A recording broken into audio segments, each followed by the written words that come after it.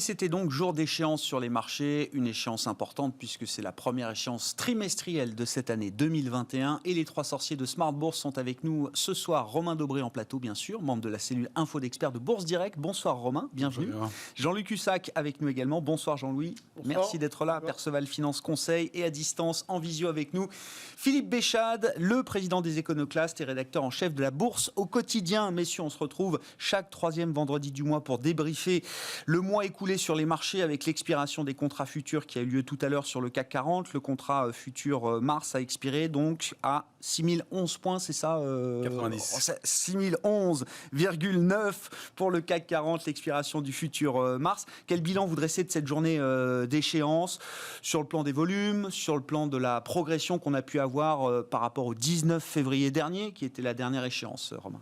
Alors oui, pas mal de bilans à tirer. Ouais. Par rapport à la dernière échéance, 240 points de hausse. Donc ça, c'est évidemment important. Un volume important, 8,8 milliards sur l'indice CAC 40 aujourd'hui. C'est souvent des volumes qu'on connaît au moment des échéances. Un petit appui baissier en fin de séance dans le volume, donc peut-être un peu de dégagement. Il faut dire que l'indice CAC 40 est allé chercher une cible graphique technique parfaite à 6066,5 points la semaine dernière, en début de semaine. Et donc, a patiné un peu depuis. Moi, j'y vois quelques signaux de faiblesse. Alors, il faut dire aussi que c'est une échéance de record puisque c'est la 5e échéance d'affilée en hausse. On n'avait pas connu ça depuis 2013. Donc, 5 séances d'affilée de hausse, 5 mois d'affilée de hausse, une échéance à l'autre. On n'avait pas connu ça depuis 2013. En 2013, c'était entre juillet et novembre et on était monté de 589 points. Là, c'est depuis l'échéance d'octobre 2020 et on est monté de 1097 points. Donc vous oui, ça montre l'ampleur. C'est le rallye vaccin, c'est ça? C'est le rallye vaccin et la deuxième partie même du rallye vaccin. Vous comprendrez pourquoi je suis peut-être mitigé quant à la poursuite forte de ce mouvement. On y reviendra, mais dans les semaines qui viennent, en tout cas, à court terme en tout cas. De là à dire que le vent tourne, c'est peut-être un peu prématuré, oui. Mais vous dites là, il y a peut-être besoin plus que d'habitude de digérer un peu ces 5 mois de hausse d'une certaine manière. Probablement, oui. On atteint des niveaux graphiques, techniques importants sur plusieurs indices. On en parlait, on l'évoquait en début de semaine, c'est le cas. On a été touché ces cibles. Sur l'Eurostoxx, au moment de l'échéance de l'Eurostoxx, on est allé chercher cette cible, 3864. On l'évoquait lundi. On est allé buter dessus, pile au moment de l'échéance. On a travaillé au-dessus toute la semaine. On est passé en dessous hier. Et on est allé buter pile dessus. Et on oscille autour. Alors, ce n'est pas encore des signaux de retournement. C'est juste qu'il y a effectivement... on arrive avec un volume, une position ouverte moyenne sur le futur. Pas grand-chose à dire de ce côté-là, à part une petite attaque baissière en début de semaine qui, à mon avis, n'a pas dû durer longtemps.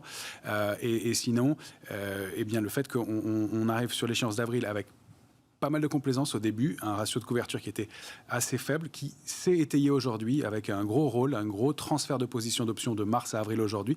Il y a eu 8000 contrats ouverts sur les options put avril sur le prix d'exercice de 6000 points. Donc on a transféré de la couverture qui manquait, manifestement, c'est comme ça que je le lis, mais on a clôturé 12 000 contrats sur mars. Donc on n'a pas tout transféré de mars à avril, mais on a quand même remonté le niveau de couverture qui était assez faible.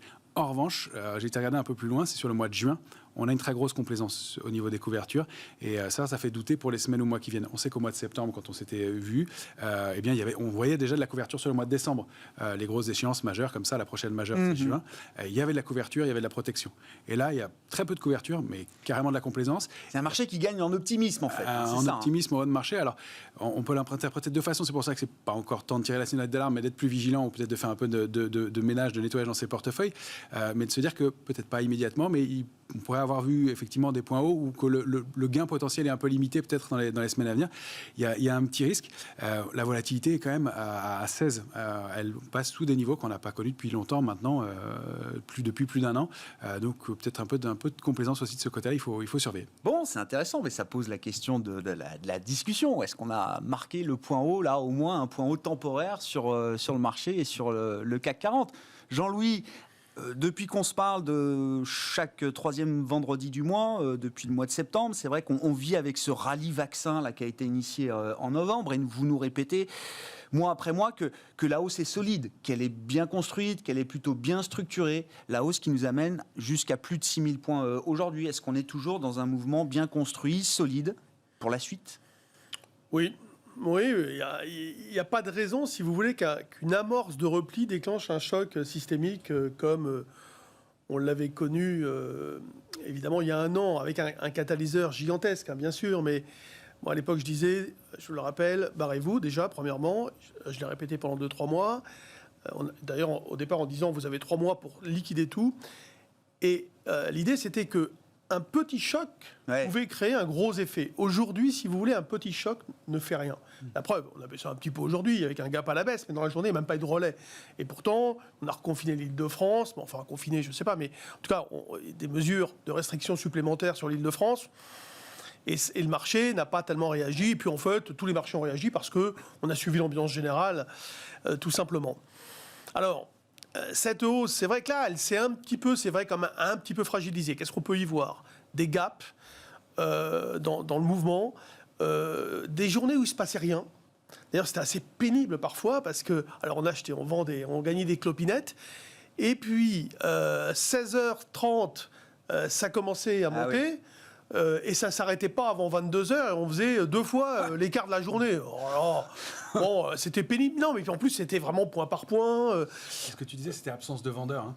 Et je pense qu'en fait, en effet, à un moment donné, ce qui se passe, c'est que quand il y a une telle divergence entre les fondamentaux économiques et la performance du marché, celui qui se dit qu'on est trop cher payé, sur le plan fondamental, à un moment donné, il dit, bon, voilà, moi, je vends. Mais quand ça monte, il a eu tort. Alors, il vend peut-être encore un peu, mais plus ça monte, moins il va vendre, parce qu'il va se retrouver, si vous voulez, en situation de sous-investissement. Bien sûr. À cela, vous ajoutez les vendeurs à découvert, parce qu'il y a quand même beaucoup de dossiers sur lesquels les shorts sont quand même assez importants.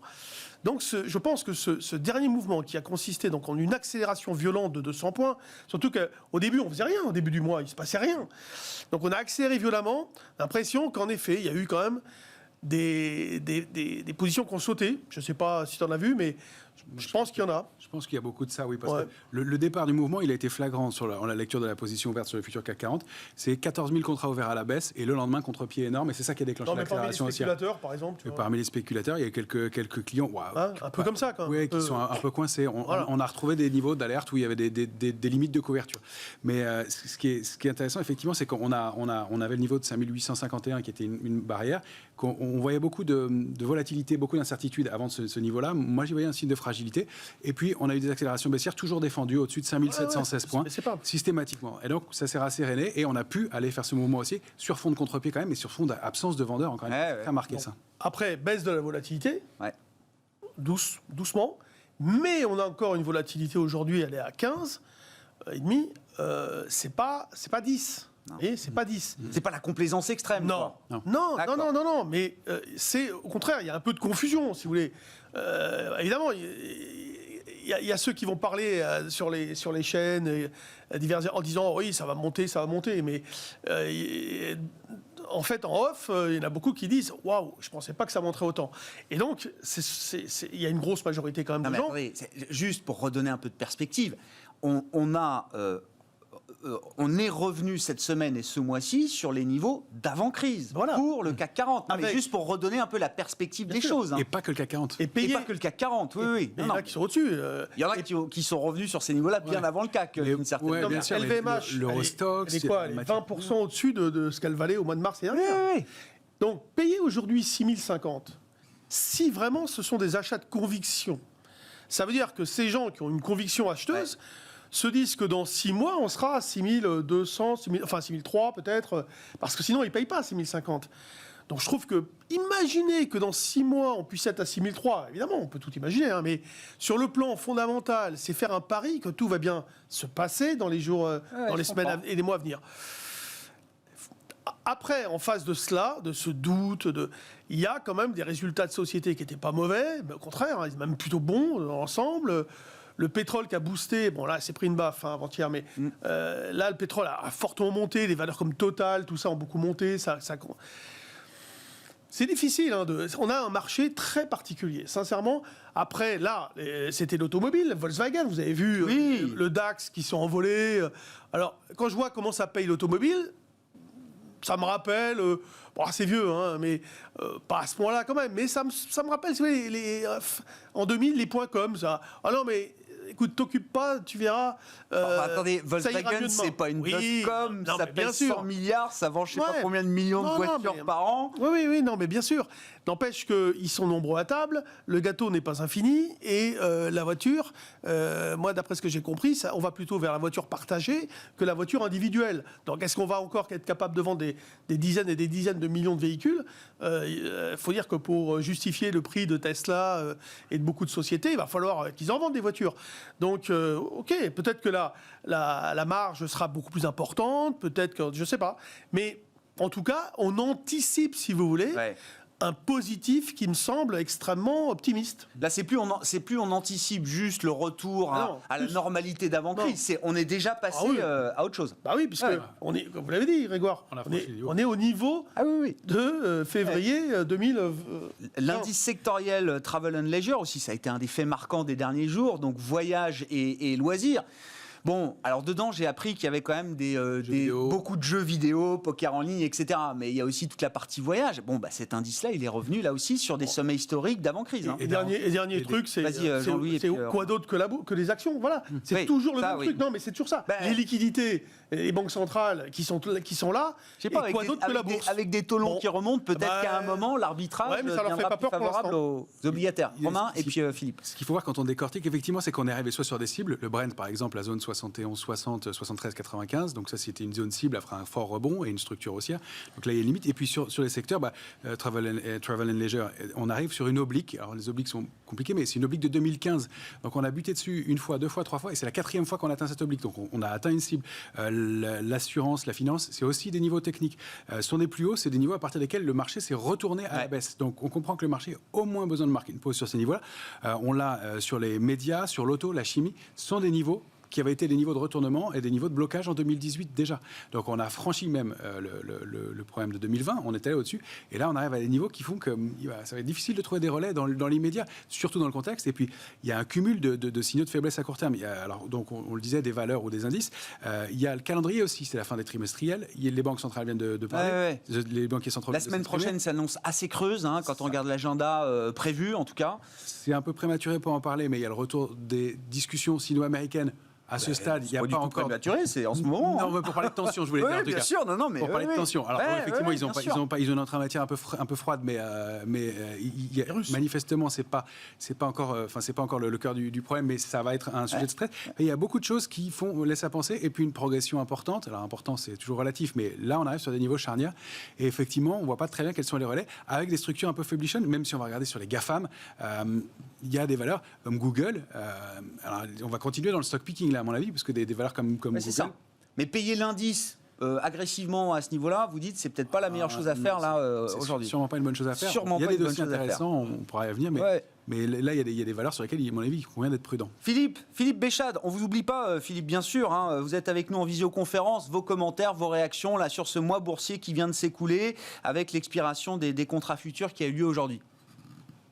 Alors écoutez, j'ai l'impression qu'on vient d'écouter une fugue haussière qui a été écrite par une sorte de Jean-Sébastien Bach de l'analyse technique. Je fais un petit clin d'œil à Jean-Louis au passage, parce que tout est parfait.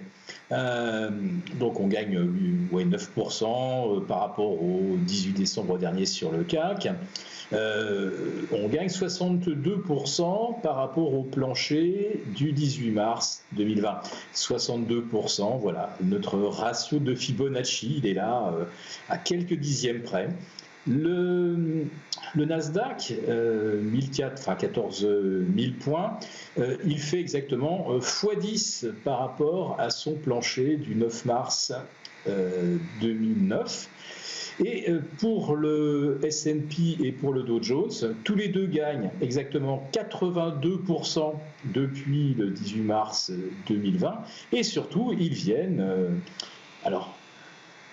inscrire un nouveau 1000 sur le Dow Jones au-delà de 33 000. Et le S&P à 15 points près, flirté avec les 4000.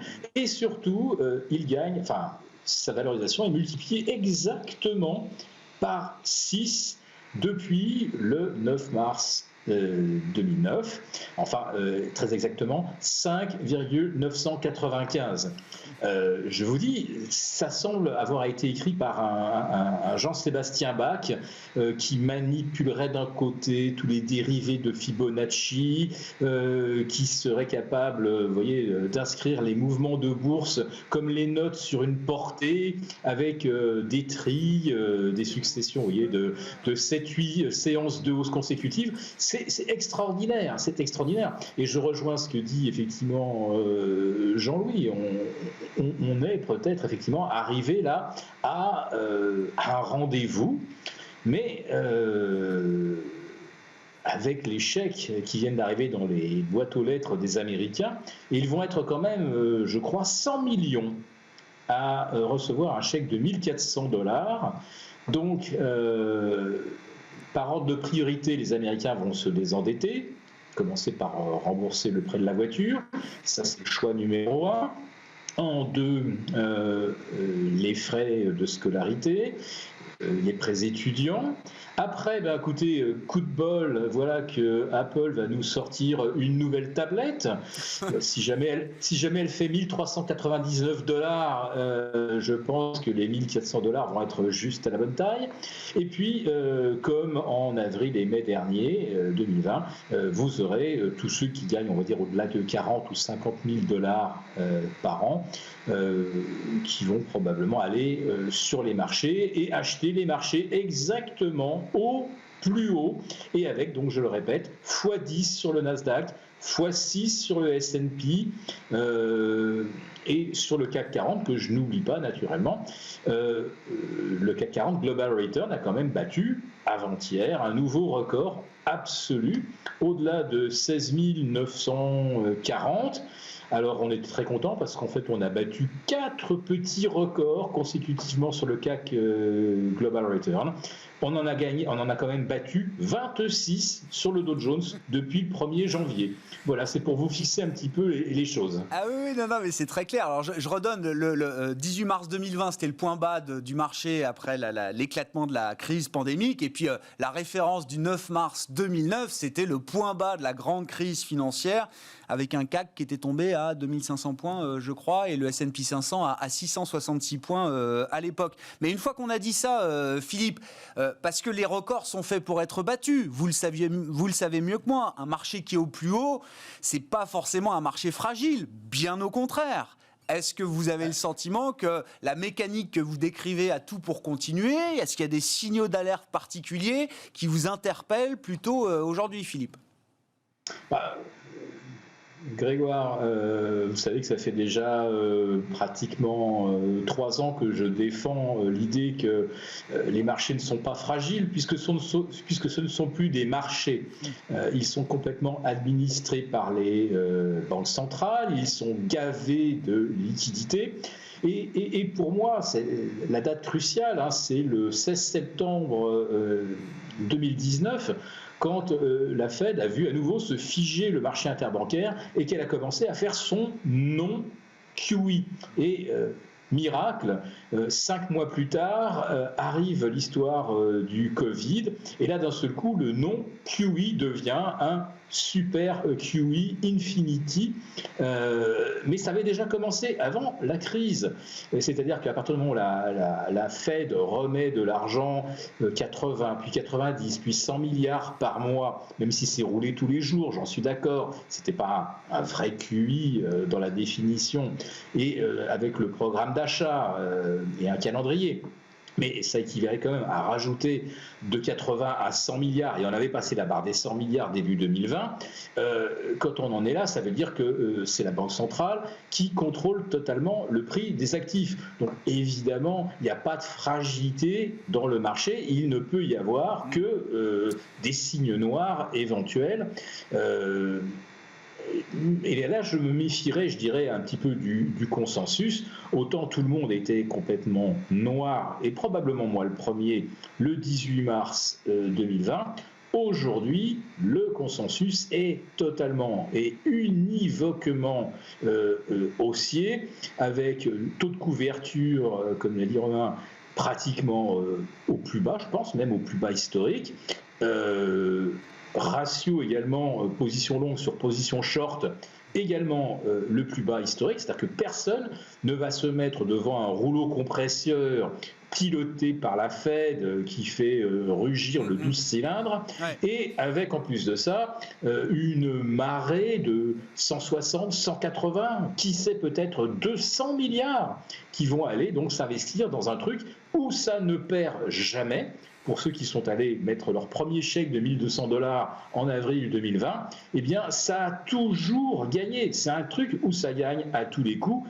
Depuis un an, certains ont pris des petites habitudes psychologiques de se sentir invulnérables. Voilà, et ils vont tous arriver massivement dans un marché qui n'est effectivement que haussier. Bon, c'est le débat sur le niveau de complaisance qu'on peut avoir aujourd'hui dans le marché, mais je comprends qu'il y a des nuances. Vous n'êtes pas forcément sur l'idée d'une euphorie totale, Jean-Louis, Romain, et puis la Fed contrôle le marché. Il y a un petit truc qu'elle surveille, j'imagine, mais qui a quand même un peu déraillé, c'est le Nasdaq, il faut le dire. Le Nasdaq est sous pression, le Nasdaq est en retard, avec des valeurs qui perdent 15, 20, 30% pour certaines d'entre elles. Romain ? Oui, c'est un marché qui sous-performe pour l'instant. En fait, c'est complètement... c'est ce que regarde tout le monde en ce moment. C'est l'évolution du taux à 10 ans aux États-Unis. C'est ce qui donne le là. Et il y a effectivement une corrélation permanente. On le voit très bien en pleine séance sur les indices, en fonction de l'ouverture des marchés américains, de l'évolution du taux dans la journée. Oui, alors c'est une pause qui est plutôt saine, à mon sens, de ce côté-là, puisqu'on se plaignait en septembre dernier, on en parlait, d'excès sur le Nasdaq, avec un call énorme de traders débutants et puis de fonds spéculatifs qui auraient pu faire des réels marchés. Donc je pense qu'on est toujours en train d'apurer peut-être un peu ça. Il y a un marché qui stagne. On voit que les GAFAM, en les regardant individuellement, sont un peu topiches, elles sont un peu sur des points hauts. Une valeur comme Google individuellement, effectivement, j'ai pas envie d'y entrer aujourd'hui. Il y a une structure, ce qu'on appelle possible d'island reversal, c'est-à-dire qu'il y a un grand gap en haut de marché, et depuis des cotations qui évoluent depuis plusieurs jours au-dessus de ce gap. Donc il suffirait d'un gap baissier pour finaliser l'island reversal, et c'est pas une bonne structure du tout.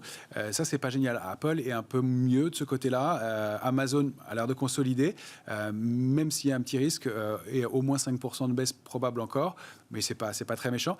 Facebook consolide de façon un peu plus propre. Voilà. Mais encore une fois, il va falloir sélectionner les dossiers. Ce qu'on regarde, c'est, oui, effectivement, il y a une hésitation, il y a une bougie hebdomadaire qui n'est pas très belle sur le Nasdaq. On a vu des niveaux qui sont bien respectés et on a été buté dessus et on repart à la baisse. Voilà, c'est un marché qui se cherche. Pour l'instant, il est en pause. Encore une fois, il n'y a pas de signaux d'alerte majeurs. Ce qu'on peut noter, moi j'ai été regarder du côté des marchés dérivés sur les marchés américains. Je n'ai pas le même niveau de finesse dans l'analyse que sur les marchés européens, français. En Europe, j'ai regardé aussi sur le DAX Eurostoxx, il n'y a pas d'élément de complaisance très fort à court terme, à part le mois de juin, effectivement, qui est un peu plus inquiétant. Sur le S&P, si on regarde sur l'indice, le ratio de couverture, il est à peu près normal. Il n'y a pas d'alerte. En revanche, il était déjà très complaisant au mois de septembre dernier. Il l'est encore plus maintenant sur les equities. Et c'est la grosse partie du marché options américain. C'est une très grosse partie. Ce qu'on peut dire, c'est qu'il y avait une position ouverte totale de 384 millions de contrats sur l'ensemble des marchés options américains. Elle est à 442 millions aujourd'hui. Donc 15% de plus et plus de complaisance. Et on est plus haut. Donc, ça prouve ce qu'on imagine, c'est qu'il y a un niveau de complaisance qui est en train de se mettre en place. De là à déclencher les signaux d'alerte, pour qu'il y ait un signal d'alerte, déjà, il faut une structure de retournement baissière qui se mette en place, des signaux forts. Là, sur le CAC 40, on n'en a pas, à part une petite structure de retournement qui s'est mise en place à court terme, qui donne une cible autour de 5950 points. Il n'y a pas grand-chose de plus dans l'immédiat. Peut-être un retour à 5890 points. Mais il n'y a pas d'alerte plus forte que ça dans l'immédiat. En revanche, oui, il y a effectivement de la complaisance. Il y a moins de couverture. Et ce que dit Philippe aussi, concernant, qui est vraiment notoire, c'est qu'il n'y a pas de position baissière dans ce marché. C'est-à-dire que l'agressivité des vendeurs a été complètement bloqué et canalisé par le short squeeze énorme du mois de novembre. Bien sûr. Et puis, est-ce que le phénomène Robinhood joue aussi en ce moment et à court terme pour favoriser ces élans haussiers, ces rachats de short brutaux ou en tout cas cette dynamique? Voilà, donc pour l'instant, pas encore de danger majeur, mais la possibilité d'un point haut, oui. Encore une fois, il y a beaucoup d'éléments qui, avec les matières premières aussi, qui ont accéléré très fortement. La baisse de 10% du pétrole hier, c'est quand même un petit coup d'arrêt, quoi. C'est un petit coup d'arrêt sur un niveau technique, encore une fois. Donc ça reste assez propre. Alors c'est brutal, mais on était monté énormément avant. Et puis on s'est arrêté sur un support pile sur le Brent. Et on a réagi d'ailleurs en fin de séance. Donc ça reste encore assez technique. C'est brutal, mais parce que le marché est brutal et tout va plus vite. Donc c'est là où il faut surveiller effectivement ce qui se passe en ce moment. Et je pense que tout ce qui se passait en 99-2000, on peut le comparer un petit petit peu, tout accélère, donc il faudra être plus vigilant, aller un peu plus vite dans l'analyse. Mais on a des obliques, des points touchés qui sont importants, matières premières comprises aussi, où c'est un gros mouvement de fond sur les matières premières. À court terme, on est allé assez vite et ça nécessite au moins une pause. Ouais. Bon, on verra si le nouveau mois qui commence sera un nouveau mois haussier sur les indices ou si ce sera un mois peut-être de pause, de consolidation. Ce sera un record qu'on n'a pas eu depuis 2013 en tout cas. Ouais, c'est ça. Enfin, en 2013, on s'est arrêté à 5 séances d'affilée. C'est quand même beaucoup. Jean-Louis, vos commentaires, je voulais que vous nous disiez un mot peut-être aussi des small caps. On en a beaucoup parlé ces derniers mois, il y a eu beaucoup de frénésie, beaucoup de spéculation, ça a été très intense. Je regarde moi juste l'indice CAC Small qui n'a rien fait là, sur le mois écoulé quand le CAC a gagné 5-6%. Ouais, non, mais c'est vrai. Les biotech ont marqué le pas. Il y a eu des replis assez sensibles. Valneva, par exemple, il y a un fonds qui est sorti. Il a annoncé ce matin sous le seuil des 5%. Oncodesign, Novacite. Alors moi, j'en ai acheté du Novacite, par exemple, il y a 2 jours et j'ai déjà revendu ce matin à 9,14, 9,18. Parce que je considère qu'il faut scalper, quoi. Il faut aller très vite, quoi. Disons que je pense que c'est pas utile de laisser porter. Il y a plein de coups à jouer, éventuellement sur des écarts assez rapides. Je ne vais pas jouer, si vous voulez, le 30-40% qu'on espérait à chaque fois au mois de février. Oui, je le joue pas. Je pense que ça peut tourner assez vite. Il y a Sartorius. Bon, quand j'ai acheté aussi en me disant c'est peut-être le juste prix. Bon, il n'y avait pas de market timing. Alors, elle ne bougeait pas, elle était plombée, comme tout le secteur, Virbac et d'autres, qu'après, Virbac a rebondi aussi. Et puis, tout d'un coup, les résultats tombent, c'était pas mal. Boum, plus 7%. Voilà. Et qu'est-ce que j'ai fait? J'ai revendu. J'ai hésité, je laisse porter. Mais vous ne voyez plus un potentiel de 20, 30, 40% là, sur certaines valeurs? Non, non, mais ça a été déjà joué. Clairement, on voit qu'il y a un retour quand même au calme. Bon, Biocinex a eu un vrai relais. Novacite peut en avoir un. Là, ils vont faire des tests mobiles, là. C'est tout cirque, en fait. Il y a des moments où il n'y a rien. Et puis il y a des moments, c'est la folie, tout simplement. Donc aujourd'hui, c'était calme. Hier, un peu moins, c'était un peu plus sympa. Mais aujourd'hui, c'est vrai que c'était assez creux. Bon, globalement, de toute façon, moi, ce que je vois, c'est un repli du marché. Moi, ce que je joue repli jusqu'où? 5850. Moi, c'est ce que je joue. En me disant que c'est pas méchant, ça serait tout à fait logique. Ouais. Moi, j'ai monté des synthétiques, là, des puts. Bon, j'ai vendu du futur, j'ai acheté un peu de call avec des vols à 13, puisque j'ai fait du 5150, du 5050 pour me protéger un peu court, on ne sait jamais. Et puis j'ai vendu. Voilà. Et puis je vais viser 200 points de baisse. Et puis voilà, c'est un peu le plan des jours à venir. Et si le marché est solide, normalement, ce niveau que vous évoquez, là, 850, c'est un niveau qui devrait attirer à nouveau des acheteurs. C'est ça. Alors, il va falloir voir un peu la structure, enfin la nature, si vous voulez, de la baisse éventuelle. On n'y est pas encore. Bien sûr. Par exemple, c'est ça, parce que 5009, c'est vraiment le premier écart de scalp. 5009, c'est presque, ça peut rebondir. Si on reste dans une dynamique un peu euphorique à droite, à gauche, enfin partout, quoi, avec des taux qui sont corrects, ça peut déjà rebondir. Mais c'est à partir de 5009, si on va, il y a 50 points, c'est sûr, mais c'est important, c'est 1% de plus là.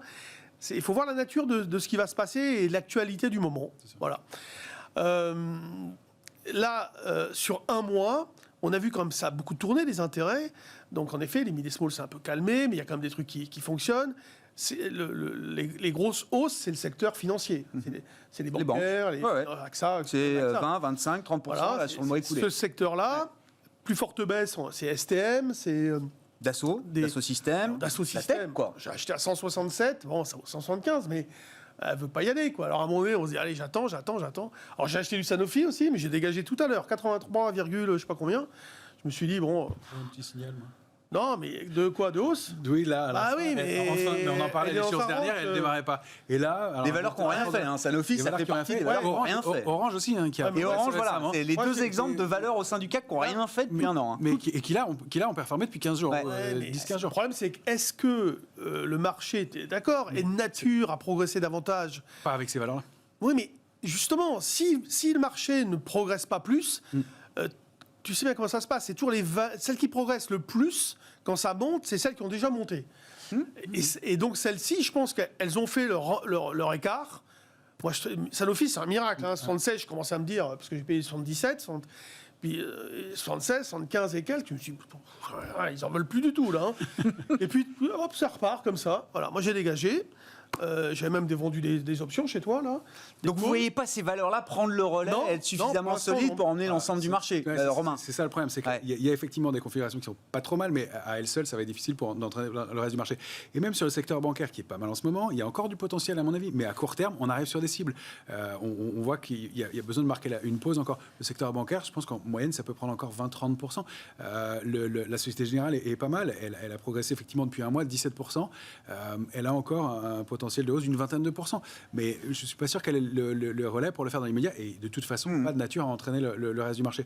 Donc il y a encore des arbitrages du stock picking, mais c'est vrai qu'on met le niveau d'alerte à peu près l'alerte de court terme au même point. Moi j'ai 5880, 5850, c'est cette zone-là.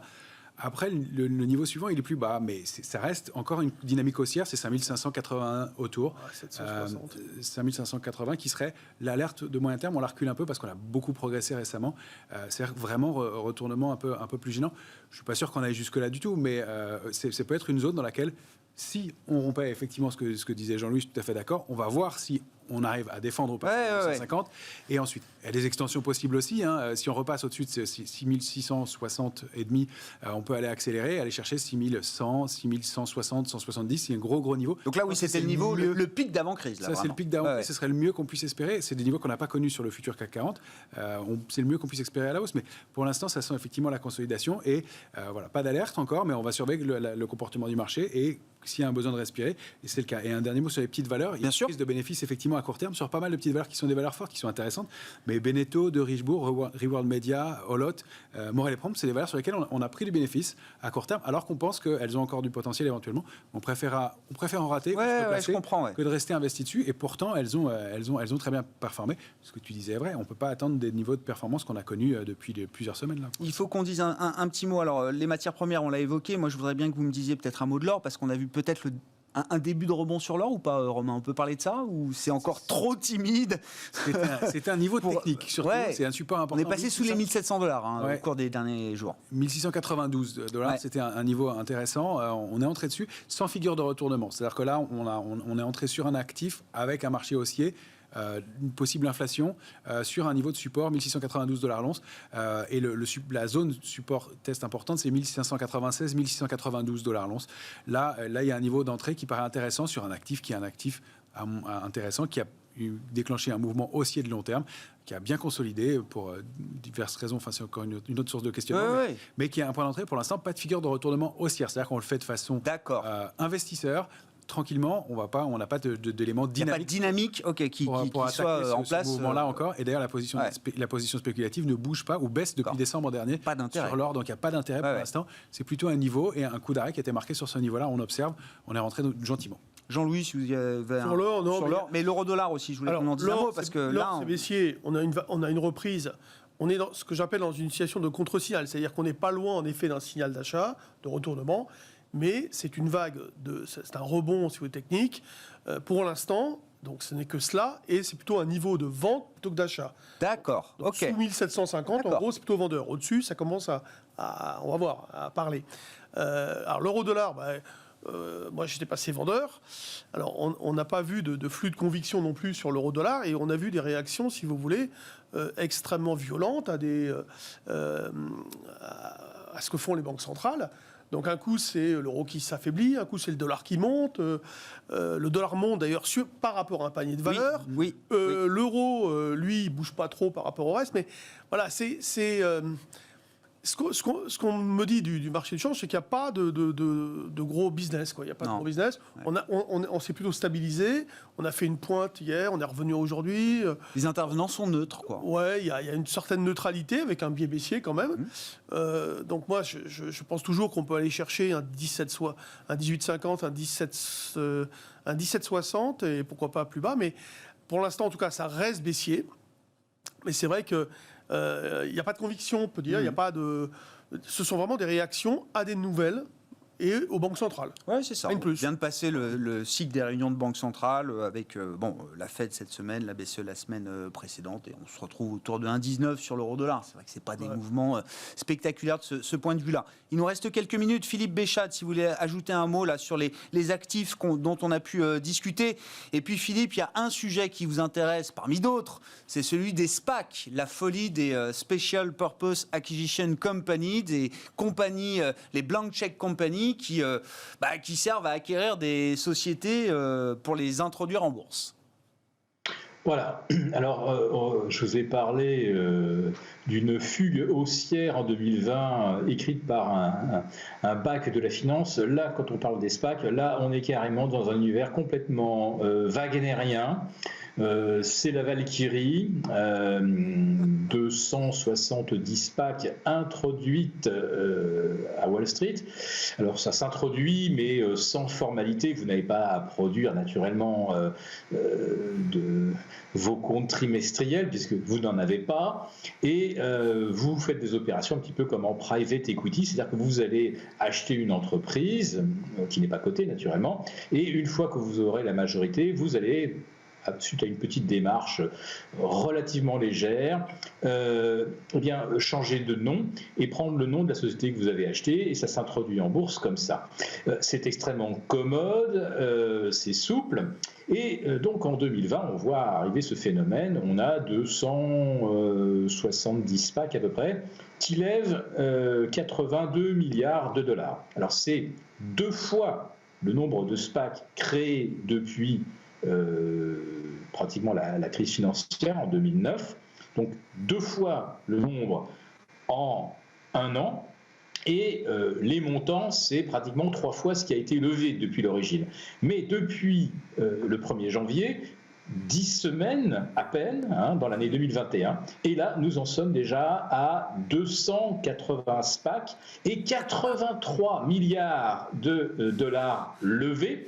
Donc si on fait une petite projection complètement stupide, vous me la pardonnerez, on va donc lever cette année 360 milliards de capitaux dans ce cadre très particulier des SPAC, et on en sera probablement à 1000 SPAC à la fin de l'année, c'est-à-dire 2 fois le nombre d'actions cotées sur le S&P 500, la moitié de celles cotées sur le Russell 2000, alléluia, et surtout, on en est déjà sur les seules 10 premières semaines de l'année 2021 à autant de SPAC introduites en bourse que de dot-com en l'an 2000. Et vous dites quoi, tous n'y survivront pas, Philippe? Parce qu'il y a les bons et les mauvais SPAC, évidemment. Je ne sais pas, le SPAC de Jean-Pierre Mustier, sponsorisé par Bernard Arnault. Je peux imaginer que c'est quelque chose d'assez sérieux, solide, réfléchi, pensé. Mais il y a peut-être des passagers clandestins dans cette vague de SPAC, Philippe. Alors en fait, les souscriptions, lors des émissions, elles se font sur la réputation du gérant. C'est pour ça que vous retrouvez tous les anciens des plus grandes banques, du private equity, ils la lancent tous. C'est une question de réputation. Alors, les SPAC ont une durée de vie limitée, c'est-à-dire qu'il faut sous 3 ans avoir trouvé une cible, etc., et avoir fait des démarches pour l'introduire. Mais en fait, vous pouvez faire absolument ce que vous voulez de l'argent, mais ce que vous voulez. C'est-à-dire que si une SPAC avait envie d'investir, je ne sais pas, dans une mine d'or ou dans le business aurifère, ils pourraient le faire, et ils n'ont de compte à rendre à personne, ils n'ont pas de business model à l'origine et pas d'historique de compte, et si jamais ils perdaient de l'argent, ni la SEC ni les particuliers ne peuvent intenter la moindre action contre le gérant, puisqu'on lui a donné dès l'origine une carte blanche. Mais je me rappelle que, et Jean-Louis s'en souvient certainement également, et Robin, qu'en l'an 2000, vous aviez des dot-com qui s'introduisaient, il y avait un business plan, mais il n'avait encore ni chiffre d'affaires, ni quasiment de siège social, c'était effectivement un chèque en blanc. Donc les SPAC, c'est pareil, sauf que là, on va dire qu'en volumétrie et en dynamique de gonflement des encours, on est même au-delà de la folie des dot-com. Alors quand on regarde effectivement les indices boursiers, il faut conclure. Voilà. Et quand on entend Jean-Louis qui nous dit voilà, je fais du poudre synthétique et finalement il n'y a pas grand-chose, effectivement, les indices boursiers montent absolument sans aucun enthousiasme, aucune forme d'euphorie. Mais là, par contre, avec les SPAC, on retrouve quelque chose quand même qui ressemble bigrement à la bulle des dot-com. Et j'en termine là-dessus. Et on s'arrêtera là avec ce parallèle, effectivement, sur le tournant des années 2000 et la situation actuelle. Merci beaucoup, messieurs, d'avoir été avec nous. Chaque troisième vendredi du mois, les 3 sorciers de Smart Bourse sont réunis. Philippe Béchade, les Éconoclastes et la Bourse au quotidien. Romain Daubry, Bourse Directe, bien sûr. Et Jean-Luc Hussac, Perceval Finance Conseil.